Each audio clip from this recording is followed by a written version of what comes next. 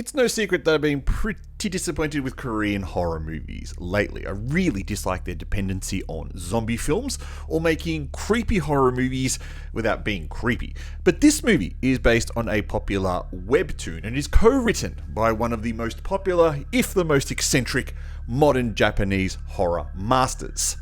Koji Shiraishi is the name more associated by J-horror fans with movies like Norio, The Curse, Grotesque, or almost 100 other titles, including his own unique spin on the Ring series.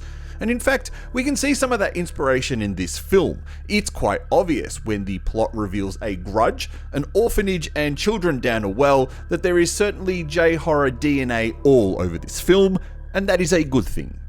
A reporter desperate for a news story starts to investigate the strange rumours of a ghost platform at Oksu station after the suicide of a man. A handful of workers caught up in the suicide, including a station worker, the train conductor, and a man called the embalmer, all witness visions of children and repeat a series of 4-digit numbers. Their skin breaks out in nail marks, and the conductor is also found dead.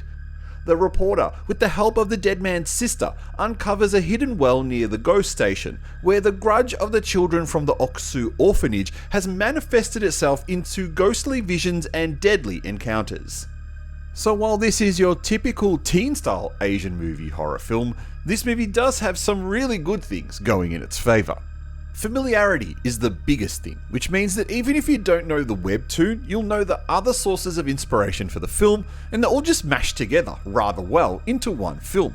The investigation elements of the film aren't too taxing on the brain either, which means you'll most likely figure out what's going on before our reporter character does. The effects, especially the makeup effects, are also done rather well, or at least in my opinion they are. I specifically liked both the effect of being cursed by the grudge, shown by deep nail imprints on the skin, and the scarred faces of the children.